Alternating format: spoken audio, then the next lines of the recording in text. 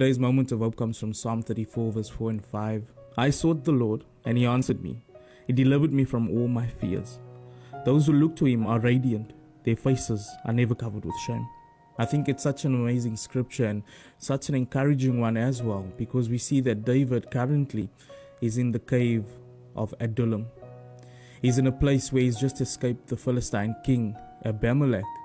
And it's a difficult time for him because he thought he was actually going to die. Remember that Saul is after him, but now he goes and he was actually trying to seek counsel from this Philistine king. But the servants recognize him, and the servants say that this is the man that traveled with Saul. This is the man that Israel sings songs about, and we need to put him to death. We can find that in 1 Samuel chapter 21 from verse 10 to 14. But isn't it amazing how God comes through for David? David finds himself in a place where now he has to pretend that he's insane, that he's crazy, he's lost his mind. And he finds himself acting out of the norm.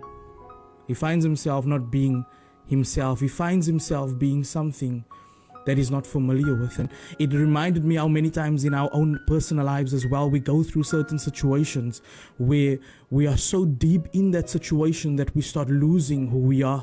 We start acting a different way. We start being something that God never intended us to be.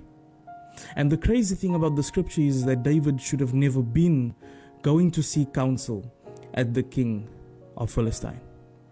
And it reminded me once again about myself, about our lives, that many times we find ourselves in situations where we shouldn't even be in. And then it forces us to go into a place where we need to be something different. Have you ever felt that way before? Where you ask yourself, how did I even get here? How is it possible that I'm acting this way?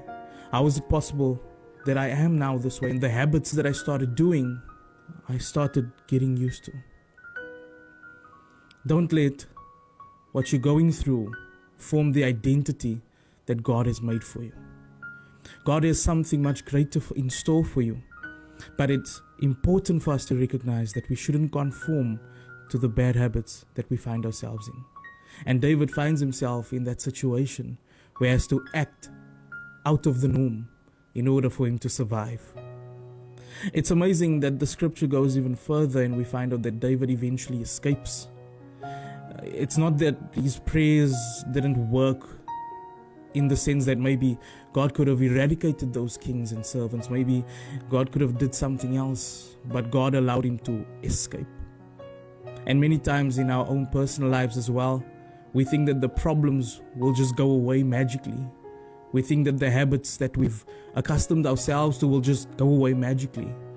But you know what God will do? God will take you through it, and He will make you find a way of escape.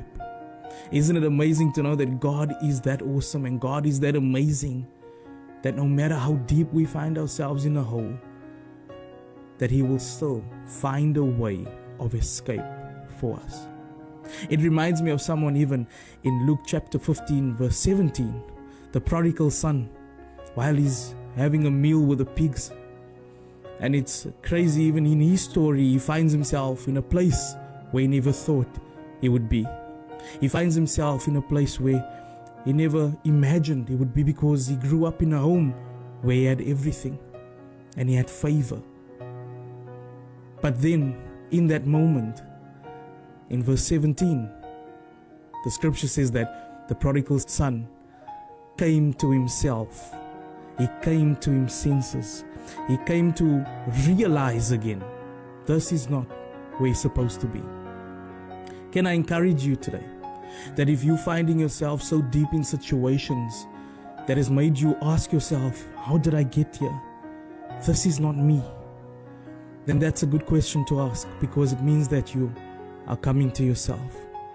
And once you start realizing that that is not who you are, that that is not who God intends for you to be, then I can guarantee you that there is a way out.